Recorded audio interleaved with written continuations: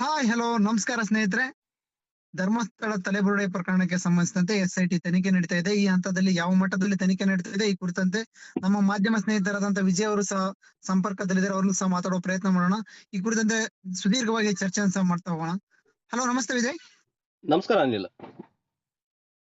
ವಿಜಯ್ ಅವರೇ, ಧರ್ಮಸ್ಥಳ ಪ್ರಕರಣಕ್ಕೆ ಸಂಬಂಧಿಸಿದಂತೆ ಏನ್ ಹೇಳಕ್ ಇಷ್ಟಪಡ್ತೀರಾ? ಆ, ಧರ್ಮಸ್ಥಳ ಪ್ರಕರಣಕ್ಕೆ ಸಂಬಂಧಪಟ್ಟಂಗೆ ಸಾಕಷ್ಟು ವಿಚಾರಗಳನ್ನ ನಿಮ್ ಜೊತೆ ಮಾತಾಡಿದ್ದೇನೆ, ಮಾತಾಡಬೇಕು ಮುಂದಾದ್ರು. ನೀವು ಮಾತಾಡಿದಂತ ಎಲ್ಲಾ ವಿಷಯಗಳನ್ನ ಪ್ರಸಾರ ಮಾಡ್ಬೇಕು ಹೊರತು ಕೆಲವೊಂದು ಎಡಿಟ್ ಮಾಡ್ತಾ ಇದೀರಿ ಅಂತ ನಮಗೆ ಅನಿಸ್ತಾ ಇದೆಯಲ್ಲ, ಎಡಿಟ್ ಮಾಡಿದಿರಿ ಕೆಲವೊಂದು. ಪತ್ರಿಕಾ ಮಾಧ್ಯಮದ ದೃಷ್ಟಿಯಿಂದ ವಿಜಯ್ ಅವರೇ, ಕೆಲವೊಂದು ವಿಚಾರಗಳನ್ನು ನಾವು ಎಡಿಟ್ ಮಾಡ್ಲೇಬೇಕಾಗುತ್ತೆ. ವೀಕ್ಷಕರ ದೃಷ್ಟಿಯಿಂದ ಆಗಿರ್ಬೋದು, ಕೆಲವೊಂದು ನಮಗೂ ಸಹ ಒತ್ತಡಗಳಿರುತ್ತೆ. ಆದ್ರೆ ಎಲ್ಲಾ ವಿಷಯಗಳನ್ನು ಸಹ ಎಡಿಟಿಂಗ್ ಮಾಡಿ ಹಾಕ್ಲಿಕ್ಕೆ ಆಗಲ್ವಲ್ಲ. ಅನಿಲ್, ಎಡಿಟ್ ಮಾಡೋದು ಅಂತಂದ್ರೆ ಅಲ್ಲಿ ಯಾವ್ದಾದ್ರು ವಿಚಾರಗಳನ್ನ ಯಾರಿಗಾದ್ರೂ ಧಕ್ಕೆ ತರಂತವಿದ್ರೆ ನೀವು ಎಡಿಟ್ ಮಾಡಬಹುದು. ಯಾವ್ದು ವಿಚಾರಗಳು ಅಥವಾ ಅಸಭ್ಯ ಪದಗಳನ್ನ ಬಳಕೆ ಮಾಡಿಲ್ಲ ಅಂತಂದ್ರೆ, ಈ ಉದಾಹರಣೆಗೆ ಮಾಧ್ಯಮಗಳಲ್ಲಿ ಅವ್ರು ಬಳಸ್ತಕ್ಕಂಥ ಪದಗಳು ನೋಡ್ಬಿಟ್ರೆ ಆ, ಅನಕ್ಷರಸ್ಥರು ಸಹ ಅಷ್ಟೊಂದು ಕೆಟ್ಟ ಪದಗಳನ್ನ ಬಳಕೆ ಮಾಡಲ್ಲ. ಅಂತಹ ಪದಗಳನ್ನ ಇವತ್ತಿನ ನಿಮ್ಮೆಲ್ಲ ಮಾಧ್ಯಮದವರು ಬಳಕೆ ಮಾಡ್ತಾ ಇದ್ದಾರೆ. ಅಂತವನ್ನ ಎಡಿಟ್ ಮಾಡಿ ಹಾಕದೆ ಅವರು ನೇರವಾಗಿ ಪ್ರಸಾರ ಮಾಡ್ತಾ ಇರೋ ಸಂದರ್ಭದಲ್ಲಿ ನಾವು ಹೇಳಿರ್ತಕ್ಕಂಥ ವಿಚಾರಗಳನ್ನ ನೀವು ಪ್ರಸಾರ ಮಾಡೋದಕ್ಕೆ ಹಿಂದ್ ನೋಡ್ತಾ ಇದ್ರಿ ಅಂತ ಬೇಸರ ಆಗಲ್ಲ ಅನಿಲ್ ಇದು?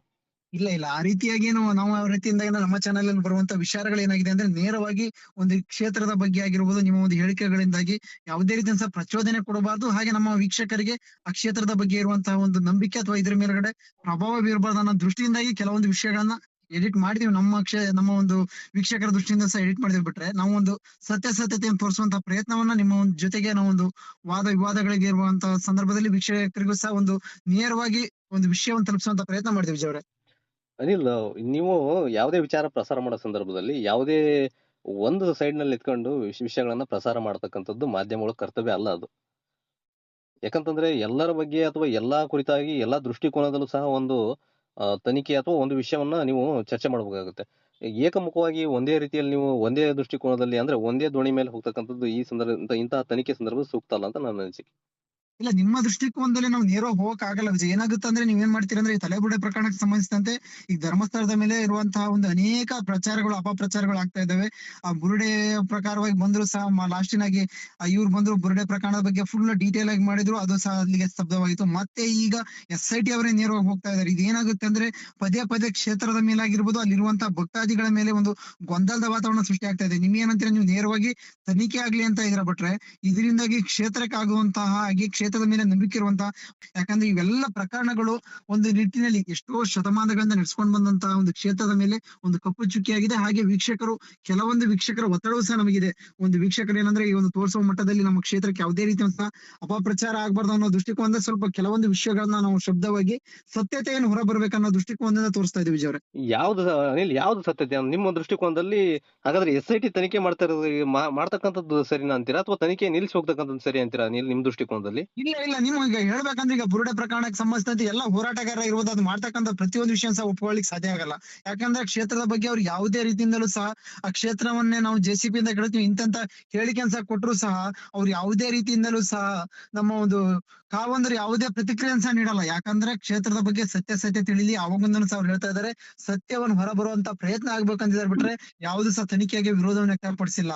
ಅನಿಲ್, ಸತ್ಯ ತಿಳಿಬೇಕಂತ ಇದ್ರೆ ನೀವು ತನಿಖೆ ನಡೆಯಲಿವರೆಗೂ ಸಮಾಜದಿಂದ ಕಾಯ್ಬೇಕಾಗುತ್ತೆ ಅನಿಲ್. ಅದನ್ನ ಬಿಟ್ಟು ಧರ್ಮಸ್ಥಳದ ಕುರಿತಾಗಿ ಅಥವಾ ಅಲ್ಲಿ ನಡೆದಿರ್ತಕ್ಕಂಥ ಹತ್ಯಾಕಾಂಡದ ಕುರಿತಾಗಿ ಅಥವಾ ಅಲ್ಲಿ ನಡೆದಿದೆಯೋ ಇಲ್ಲ ಅನ್ನೋ ತಿಳ್ಕೊಳಕ್ಕೂ ನೀವು ಅವಕಾಶ ಕೊಡಲ್ಲ ಅಂತ ಅಂದ್ರೆ, ಅಥವಾ ಆ ತರ ವಿಷಯಗಳು ಬಿತ್ತರ ಮಾಡಲ್ಲ ಅಂತ ಅಂದ್ರೆ ಬಿತ್ತರ ವಿಷಯಗಳನ್ನ ಮಾಡ್ಬೇಕಾಗುತ್ತೆ. ನೀವ್ ಏನ್ ಮಾಡ್ತಾ ಇದ್ದೀರಾ, ಡೈವರ್ಟ್ ಮಾಡ್ತಾ ಇದ್ದೀರಾ, ವಿಷಯಗಳನ್ನ ಡೈವರ್ಟ್ ಮಾಡ್ತಾ ಇದ್ದೀರಾ. ಸುದ್ದಿ ಮಾಧ್ಯಮಗಳಾಗಿರ್ಬೋದು, ಮೇನ್ ಮೀಡಿಯಾಗಳು ಏನಾಗಿದೆ ತೋರ್ಸಕ್ಕಂತ ವಿಷಯಗಳು, ಅವ್ರ ಕ್ಷೇತ್ರದ ಬಗ್ಗೆ ಇರುವುದಿಟ್ಟಂತ ವಿಶ್ವಾಸವನ್ನ ಕೆಲವೊಂದು ಗಳಾಗಿರ್ಬೋದು, ಹಾಗೆ ಒಂದು ಹೋರಾಟಗಾರರು ಯಾವ ಮಟ್ಟಕ್ಕೆ ತಗೊಂಡು ಹೋಗಿದ್ದಾರೆ ಅಂದ್ರೆ ತುಂಬಾ ಕೆಳಮಟ್ಟಕ್ಕೆ ತಗೊಂಡು ಹೋಗಿದ್ದಾರೆ. ನೀವೇನಿದ್ರೆ ಅಂದ್ರೆ, ನಿಮ್ಮ ನೀವು ಏನೋ ಒಂದು ದೃಷ್ಟಿಕೋನದಲ್ಲಿ ಸತ್ಯತೆ ತೋರಿಸ್ತೀರಾ ಅಂತ ಹೇಳಿ ಜನಸಾಮಾನ್ಯರಿಗೆ ಆ ಕ್ಷೇತ್ರ ಒಂದು ಹೆಸರು ಮಾಡಿದೆ ಅಂತ ಹೇಳಿ ಕಲ್ಲು ಹೊಡೆಯುವಂತ ಪ್ರಯತ್ನ ಮಾಡಬಾರ್ದು. ಯಾಕಂದ್ರೆ ಕ್ಷೇತ್ರದ ಬಗ್ಗೆ ನಿಮಗೆ ಇರುವಂತದ್ದು ಆ ಕ್ಷೇತ್ರ ನೋಡಿದ್ರೆ, ಅಥವಾ ಧರ್ಮಸ್ಥಳ ಅಂತ ಹೇಳಿದ್ಮೇಲೆ ವ್ಯೂಸ್ ಬರುತ್ತೆ ಅಥವಾ ಒಂದ್ ಏನೋ ಬರುತ್ತೆ ಅಂತ ಹೇಳಿ ಕ್ಷೇತ್ರದ ಬಗ್ಗೆ ಅಪಪ್ರಚಾರ ಮಾಡ್ಕೊಳ್ತಾ ಹೊಂಟ್ರೆ ಕ್ಷೇತ್ರದಲ್ಲಿರುವಂತಹ ಭಕ್ತಾದಿಗಳ ಮೇಲೆ ಪ್ರಭಾವ ಬೀರುತ್ತೆ. ಅನಿಲ್, ನೀವು ನಿಮ್ಮ ದೃಷ್ಟಿಕೋನದಲ್ಲಿ ಕ್ಷೇತ್ರದ ಬಗ್ಗೆ ಅವಹೇಳನಕಾರಿಯಾಗಿ ಯಾವತ್ತಾದ್ರೂ ನಾವು ಮಾತಾಡಿದ್ವಾ? ಅಲ್ಲಿ ಸತ್ಯಾಸತ್ಯತೆ ತಿಳಿ ಅಂತ ಮಾತಾಡಿರೋದು, ಆ ವಿಚಾರಗಳನ್ನು ನೀವು ಇವತ್ತಿಗೂ ಸಹ ಪ್ರಸಾರ ಮಾಡಿಲ್ಲ. ಅದು ಬೇಸರ ಆಗಲ್ಲ ನಮಗೆ ಅನಿಲ್? ಅಲ್ಲಿ ಏನ್ ನಡೆದಿದೆ ಅಂತಕ್ಕಂಥದ್ದನ್ನ ಮಾಡಕ್ ಆಗಲ್ಲ ವಿಜಯ್. ಅಲ್ಲಿ ಏನ್ ನಡೆದಿದೆ ಅಂತಕ್ಕಂಥದ್ದನ್ನ ನೀವು ಪ್ರಸಾರ ಮಾಡ್ಬೇಕಾಗುತ್ತೆ. ಅದನ್ನ ಮಾತಾಡೋದಕ್ಕೋಸ್ಕರ ನಮ್ ಜೊತೆ ಕಾಲ್ ಮಾತಾಡ್ತೀರಾ. ಅದನ್ನೆಲ್ಲ ಸರಿಯಾಗಿ ಪ್ರಸಾರ ಮಾಡಲ್ಲ ನೀವು. ಅದೆಲ್ಲ ನಮಗೆ ಬೇಜಾರಾಗುತ್ತೆ. ನೀವು ಹೇಳ್ತಾ ಇದ್ರಿ ಹೋರಾಟಗಾರರು ತಪ್ಪು ನಡೆಸಿದಾರೆ ಅಂತಂದು. ಹಾಗಾದ್ರೆ ಯಾರು ತಪ್ಪು ಮಾಡಿದಾರೆ ಅನಿಲ್ ನಿಮಗೆ ಅಲ್ಲಿ? ಅಲ್ಲಿ ಅಷ್ಟೊಂದು ಹೋರಾಟಗಾರರ ಹೋರಾಟದ ದಾರಿ ತಪ್ತಾ ಇದೆ ಅಂತ ಹೇಳ್ಬೋದು ವಿಜಯ್ ಅವರೇ, ಕ್ಷೇತ್ರಕ್ಕೂ ನೇರವಾಗಿ ಹೇಳ್ತಾ ಇದೀವಿ. ಕ್ಷೇತ್ರಕ್ಕೂ ಹೋರಾಟಗಾರರ ಹೋರಾಟದ ವಿಷಯಕ್ಕೂ ಸಂಬಂಧ ಇಲ್ಲ. ಯಾಕಂತಂದ್ರೆ ಈಗ ಅಲ್ಲಿ ಹೋರಾಟ ನಡೆಸ್ತಕ್ಕಂಥವ್ರ ಬಗ್ಗೆ ಈಗ SIT ಒಂದು ಕಣ್ಣನ್ನಿಟ್ಟಿದೆ. ಅವ್ರು ಏನಾದ್ರು ತಪ್ಪು ಮಾಡಿದ್ರೆ ಖಂಡಿತವಾಗ್ಲೂ ಅವ್ರ ವಿರುದ್ಧ ಕ್ರಮ ಆಗುತ್ತೆ. ಅವ್ರನ್ನ ತನಿಖೆ ದೃಷ್ಟಿಕೋನದಲ್ಲಿ ಅವ್ರೇನಾದ್ರು ಷಡ್ಯಂತ್ರ ಮಾಡಿದಾರೋ ಅಥವಾ ಏನಾದ್ರು ತಪ್ಪು ಮಾಡಿದಾರೋ ಅನ್ನೋದನ್ನ ಸಹ SIT ಗಮನಿಸ್ತಾ ಇರುತ್ತೆ. ನೀವು ಮೊದ್ಲೇ ಏನ್ ಹೇಳ್ತಾ ಇದ್ರಿ ಅಂತಂದ್ರೆ ಚಿನ್ನಯ್ಯನನ್ನ ಕರ್ಕೊಂಡ್ಬಂದು ಅಲ್ಲಿ ಒಂದು ಧರ್ಮಸ್ಥಳಕ್ಕೆ ಅಪಕೀರ್ತಿ ಉಂಟು ಮಾಡಿದ್ರಿ ಅಂತ ಮಾತನ್ನು ಹೇಳಿದ್ರಿ ಮೊದ್ಲೊಂದ್ಸರಿ. ಅನಿಲ್, ಅಲ್ಲಿ ಹೌದು ವಿಜಯ್. ಯಾವುದೇ ರೀತಿಯಾಗಿ ಚಿನ್ನಯ್ಯನನ್ನ ಕರ್ಕೊಂಡು ಬಂದಿಲ್ಲ, ಮತ್ತೆ ಚಿನ್ನಯ್ಯನೇ ಪ್ರೇರಿತನಾಗಿ ಬಂದಿದ್ದಾನೆ ಅಂತಕ್ಕಂಥ ಮಾಹಿತಿ ಲಭ್ಯವಾಗಿದೆ. ನಿಮಗೆ ಒಂದು ವಿಷಯ ಗೊತ್ತಿಲ್ಲ ಏನಿಲ್ಲ, ಚಿನ್ನಯ್ಯನ ಏನಾದ್ರು ಇವರು ಪ್ರೊವೋಕ್ ಮಾಡಿ ಹಣದ ಆಮಿಷವನ್ನು ಅಥವಾ ಯಾವುದೋ ಒಂದು ಜೀವದ ಬೆದರಿಕೆಯನ್ನು ಅಥವಾ ಯಾವುದೇ ಬೇರೆ ರೀತಿಯಾದ ಆಮಿಷಗಳನ್ನ ಒಳಪಡಿಸಿ ಇವ್ರು ಕರ್ಕೊಂಡು ಬಂದಿದ್ರೆ ಹೋರಾಟಗಾರರು ಕರ್ಕೊಂಡು ಬಂದಿದ್ರೆ ಇವ್ರದ್ದು ಖಂಡಿತವಾಗ್ಲೂ ಆಗುತ್ತೆ. ಆದ್ರೆ ಆತರ ಏನು ಒಂದು ಕೆಲಸವನ್ನ ಇವ್ರು ಮಾಡಿಲ್ಲ ಅನಿಲ್. ವಿಜಯ್ ಅವರೇ, ಏನೇ ಮಾಡಿದ್ರು ಸಹ ಹಿಂದೂ ಧಾರ್ಮಿಕ ಒಂದು ನಮ್ಮ ಒಂದು ಧರ್ಮಕ್ಕೆ ಅಪಕೀರ್ತಿಯನ್ನು ತರುವಂತ ಪ್ರಯತ್ನಗಳು ತುಂಬಾ ಮಟ್ಟದಲ್ಲಿ ನಡೀತಾ ಇದೆ. ಈ ನಮಗೆ ಇರುವ ಮಾಹಿತಿಗಳ ಪ್ರಕಾರವಾಗಿ ಈ ಒಂದು ಪ್ರಚಾರಕ್ಕೆ ಫಂಡಿಂಗ್ ಸಹ ಬರ್ತಾ ಇದೆ ಅನ್ನೋ ಒಂದು ಮಾಹಿತಿಗಳಾಗಿದೆ. ನಾವೆಲ್ಲ ವಿಷಯಗಳನ್ನು ಸಹ ಅನಿಲ್, ಮೀಡಿಯಾದ ಮೂಲಕ ಹಂಚ್ಕೊಳ್ಲಿಕ್ಕೆ ಆಗಲ್ಲ. ಈ ವಿಷಯಗಳನ್ನ ಮಾತಾಡೋದಕ್ಕೆ ನಾವು ಸಾಧ್ಯವಾಗೋದಿಲ್ಲ. ಯಾಕಂತಂದ್ರೆ ಫಂಡಿಂಗ್ ಆಗಿದೆಯೋ ಇಲ್ವೋ ಅನ್ನೋದನ್ನ ಈಗ SIT ತನಿಖೆ ಮಾಡುತ್ತೆ. ಅವ್ರ ಎಲ್ಲ ಬ್ಯಾಂಕ್ ಸ್ಟೇಟ್ಮೆಂಟ್ ಗಳನ್ನಾಗಿರ್ಬೋದು ಅಥವಾ ಸಾಕಷ್ಟು ರಾಜ್ಯದಲ್ಲಿ ಅನೇಕ ಅಲ್ಲ ಅಲ್ಲ ಅತ್ಯಾಚಾರ ಅನಿಲ್, ಪ್ರಕರಣಗಳಾಗಿವೆ. ಅನೇಕ ದೇಶದಲ್ಲಿ ಪ್ರತಿ ಗಂಟೆಗೂ ಅಥವಾ ಈ ರೀತಿಯಾಗಿ ಅನೇಕ ಕೊಲೆ ಹಾಗೂ ಅತ್ಯಾಚಾರ ಪ್ರಕರಣಗಳಾಗ್ತಾ ಇದಾವೆ. ಆದ್ರೆ ಧರ್ಮಸ್ಥಳವನ್ನೇ ನೇರವಾಗಿ ಟಾರ್ಗೆಟ್ ಮಾಡ್ತಕ್ಕಂಥದ್ದು ಏನಿದೆ, ಹಿಂದೂಗಳ ಒಂದು ಧಾರ್ಮಿಕ ನಂಬಿಕೆ ಮೇಲ್ಗಡೆ ಪ್ರಭಾವ ಬೀರ್ತಾ ಇದೀರಾ? ಯಾಕೆ ಅನೇಕ ಅನಿಲ್ ರೀತಿಯಲ್ಲಿ ಈ ಒಂದು ಅನಿಲ್ ಸರ್ಕಾರ, ನಮ್ಮ ಒಂದು ವೀಕ್ಷಕರು ಏನ್ ಹೇಳ್ತಾ ಇದ್ದಾರೆ, ಸರ್ಕಾರವು ಸಹ ಈ ರೀತಿಯಲ್ಲಿ ಮಾಡ್ತಕ್ಕಂಥದ್ದು ಒಂದು ಕ್ಷೇತ್ರಕ್ಕೆ ಎಲ್ಲೋ ಒಂದು ಅಪಪ್ರಚಾರ ಮಾಡುವಂತ ಕೆಲಸವನ್ನು ಮಾಡ್ತಾ ಇದೆ ವಿಜಯ್ ಅವರೇ. ಅನಿಲ್, ನೀವು ಹೇಳ್ತಾ ಇದ್ರಲ್ಲ ಅದು ಎಲ್ಲ ಸುಳ್ಳು. ಯಾಕಂತಂದ್ರೆ ಧರ್ಮಸ್ಥಳ ಕ್ಷೇತ್ರದಲ್ಲಿ ಆತರ ಏನಾದ್ರು ಆಗಿದ್ರೆ ಅದು ಹೊರ ಬರ್ಲಿ. ಅದನ್ನ ಹೊರ ಬರೋಕ್ಕೂ ನೀವು ಅವಕಾಶ ಕೊಡ್ತಾ ಇಲ್ಲ. ನೀವು ಅಂದ್ರೆ ನಿಮ್ ಪ್ರಕಾರ SIT ಟೀಮ್ ನೀವು ಅಂದ್ರೆ ನಿಮ್ಮ ಏನು ಮಾಧ್ಯಮದವರು ಇದಿರಲ್ಲ, ನೀವು ಹೇಳ್ತಕ್ಕಂಥದ್ದನ್ನ ಅವ್ರು ಕೇಳ್ಕೊಂಡು ಅವ್ರು ವರದಿನ ರೆಡಿ ಮಾಡಕ್ ಸಾಧ್ಯ ಐತೆ? ಮಾಡಕ್ ಅವಕಾಶ ಕೊಡ್ತಾರ ರಾಜ್ಯದ ಜನ? ಅಥವಾ ಅವರೊಂದು ರಿಸರ್ಚ್ ಮಾಡಿ ಅಲ್ಲಿ ಒಂದು ತನಿಖೆ ನಡೆಸತಕ್ಕಂಥದ್ದು ಅಗತ್ಯ ಇದೆಯಲ್ಲೋ? ಅಥವಾ ನೀವೇನಾದ್ರು ತನಿಖೆಗೆ ಮಾಧ್ಯಮಗಳು ಅಂದ್ರೆ ಧರ್ಮಸ್ಥಳ ಅಡ್ವಾನ್ಸ್ ಆಗಿ ನೀವೇನ್ ಹಾಗೂ ಹೇಳ್ತಾ ಇದೀರಿ ಅಂತಂದ್ರೆ ಧರ್ಮಾಧಿಕಾರಿಗಳಾಗಿರ್ಬೋದು, ಧರ್ಮಸ್ಥಳದಿಂದ ಯಾವುದೇ ರೀತಿಯ ತೊಂದರೆ ಆಗಿಲ್ಲ. ತನಿಖೆಗೆ ಅವರು ತನಿ ತನಿ ಮೊದಲಿಂದಲೂ ಸಹ ನೇರವಾಗಿ ಧರ್ಮದರ್ಶಿಗಳೇ ಆಗಿನ ಸಂದರ್ಭದಲ್ಲಿ 2012ರಲ್ಲಿ ಸೌಜನ್ಯ ಪ್ರಕರಣ ಆದಾಗ ಸಂದರ್ಭ ಇರ್ಬೋದು, ತಲೆಬುರುಡೆ ಪ್ರಕರಣಕ್ಕಾಗಿರ್ಬೋದು, ಅವ್ರು ಯಾವ ರೀತಿಯಿಂದ ಕ್ಷೇತ್ರ ವತಿಯಿಂದ ಸಹಕಾರ ಕೊಡಬೇಕು ಅವರೇ ಹಾಗಾದ್ರೆ ನೇರವಾಗಿ. SIT ತನಿಖೆ ಮಾಡ್ತಾ ಇರೋದು ವಿಜಯ್, ಇವರು ಮಾಡ್ತಕ್ಕಂಥದ್ದು ಚಿನ್ನಯ್ಯ ಅವರು ಮೊನ್ನೆ ಅಷ್ಟೇ ಪ್ರಕರಣಕ್ಕೆ ಸಂಬಂಧಿಸಿದೆ, ಚಿನ್ನಯ್ಯ ಅವರು ತಲೆಬುರುಡೆಗೆ ಪ್ರಕರಣಕ್ಕೆ ಸಂಬಂಧಿಸಿದಂತೆ ಅವರು ಬುರುಡೆಯನ್ನು ಬಿಟ್ರು ಅದರಿಂದ ಯಾವುದೇ ರೀತಿಯ ಸಾಕ್ಷಿ ಸಿಕ್ತು ಯಾವುದು ಸಹ ಇನ್ನೂ ಸಹ ಲಭ್ಯವಾಗಿಲ್ಲ. ಯಾಕಂದ್ರೆ ರಾಷ್ಟ್ರೀಯ ಮಾಧ್ಯಮದಲ್ಲಿ ಸಹ ಇದೊಂದು ವಿಷಯದ ಬಗ್ಗೆ ಚರ್ಚೆ ಆಗುತ್ತೆ. ಧರ್ಮಸ್ಥಳಕ್ಕೆ ಒಂದು ಅಪಕೀರ್ತಿ ಇದರಿಂದ ಬಂತು ಅಂತ ಹೇಳಲಿಕ್ಕೆ ಇಷ್ಟಪಡ್ತೀನಿ ವಿಜಯ್. ಅನಿಲ್, ಚಿನ್ನಯ್ಯನ ಕುರಿತಾಗಿ ಈಗಾಗಲೇ ತನಿಖೆ ನಡೆಸಿ ಆತನಿಗೆ ಬಂಧನದಲ್ಲಿ ಇರಿಸಲಾಗಿದೆ. ಚಿನ್ನಯ್ಯ ಎಷ್ಟರ ಮಟ್ಟಿಗೆ ತಾನು ಮೊದಲ ಹೇಳಿದಂತ 164 ಸ್ಟೇಟ್ಮೆಂಟ್ ಅಲ್ಲಿ ಹೇಳಿದಂತಹ ಒಂದು ಕೆಲಸವನ್ನ ಮಾಡಿದ ಅಂತಕ್ಕಂಥದ್ದು ಇನ್ನೂ ಸಹ ಸಾಕಷ್ಟು ಜನಕ್ಕೆ ಪ್ರಶ್ನೆ ಕಾಡ್ತಾ ಇದೆ. ವಿಜಯ್ ಅವರೇ, ಈಗ ಒಂದು ಬಂಗ್ಲೆ ಗುಡ್ಡದಲ್ಲಿ ಸಿಕ್ಕಂತದ್ದು, ಅದು ಮೇನ್ ಆಗಿ ಹೇಳ್ಬೇಕಂದ್ರೆ ಸ್ಥಳೀಯವಾಗಿ ಅದೊಂದು ಆತ್ಮಹತ್ಯೆ ಸ್ಪಾಟ್ ಅಂತಾನೆ, ಒಂದು ದಟ್ಟವಾದ ಫಾರೆಸ್ಟ್ ಜಾಗ ಇರುತ್ತೆ.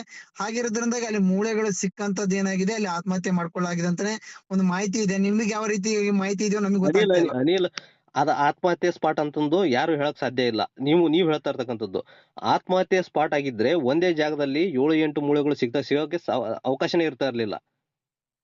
ಅಲ್ಲಿ ನೀವು ಅನ್ಕೊಳ್ಬಹುದು ಆತ್ಮಹತ್ಯೆನ ಒಬ್ಬ ವ್ಯಕ್ತಿ ಮಾಡ್ಕೊಂಡಿದ್ದಾನೆ, ಅಲ್ಲಿ ಆತನ ಸ್ಕೆಲಿಟನ್ ಇದೆ ಅಥವಾ ಆತನ ದೇಹದ ಭಾಗಗಳಿದಾವೆ ಅಂತಂದ್ರೆ ಅಲ್ಲಿ ಯಾರಾದ್ರೂ ಮತ್ತೊಬ್ಬ ಬಂದು ಆತ್ಮಹತ್ಯೆ ಮಾಡ್ಕೊಳಕ್ ಅವಕಾಶ ಇದೆಯಾ? ಎಲ್ಲೋ ದೂರದಲ್ಲಿ ಹೋಗಿ ಆತ್ಮಹತ್ಯೆ ಮಾಡ್ಕೊಳ್ತಾರ ಅನಿಲ್.